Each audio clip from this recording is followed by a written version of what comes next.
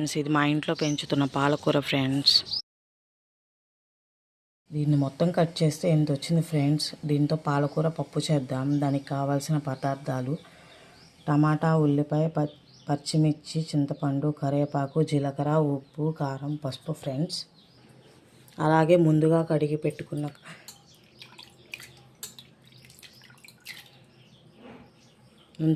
పెట్టుకున్న కందిపప్పు ఫ్రెండ్స్. దీనిలోకి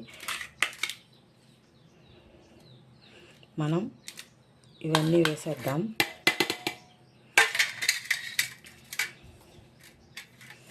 పాలకూర పప్పులోకి ఒక టమాటానే వేయాలి ఫ్రెండ్స్. టమాటా పప్పులో వేసినట్టు ఎక్కువగా వేస్తే దానికి రుచి ఉండదు, ఆ థిక్నెస్, ఆ టేస్ట్ అనేది పోతుంది. ఇదంతా వేసుకున్న తర్వాత పాలకూర వేసుకుందాం.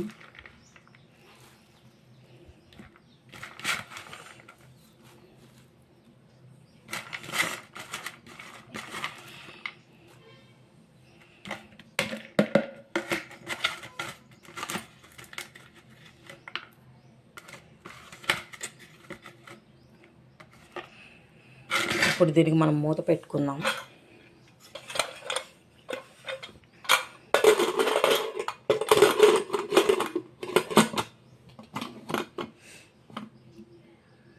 ఇప్పుడు దీన్ని పొయ్యి మీద పెట్టి 3 or 4 విజిల్స్ రానిద్దాం. తర్వాత పప్పు ఎలా ఉడికిందో చూద్దాం. పప్పు బాగా ఉడికింది ఫ్రెండ్స్. దీనిలో ఇప్పుడు తగినంత కొత్తిమీర వేసుకోవాలి. వేసుకొని మెత్తగా స్మాష్ చేసుకోవాలి. ఇప్పుడు తాలింపు పెట్టుకుందాం ఫ్రెండ్స్. ఇది మెత్తగా ఉడికిపోయింది. దీనికి తాలింపు పెట్టుకుందాము. ఇప్పుడు పొయ్యి మీద ప్యాన్లో ఆయిల్ పెట్టుకొని అది బాగా హీట్ అయిన తర్వాత దానిలో ఎండుమిర్చి, తాలింపు గింజలు, జీలకర్ర వేసుకోవాలి ఫ్రెండ్స్. దాన్ని కొంచెం వేపుకోవాలి.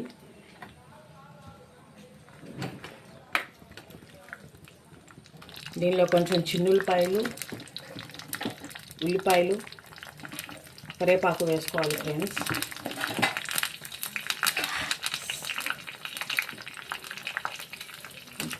ఉల్లిపాయలు బ్రౌన్ కలర్ వచ్చేంత వరకు వేపుకోవాలి ఫ్రెండ్స్.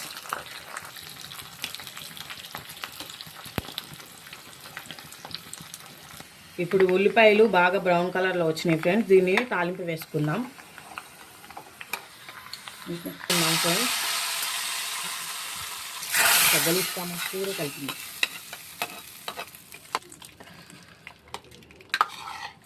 చూసారా ఫ్రెండ్స్ పాలకూర పప్పు ఎలా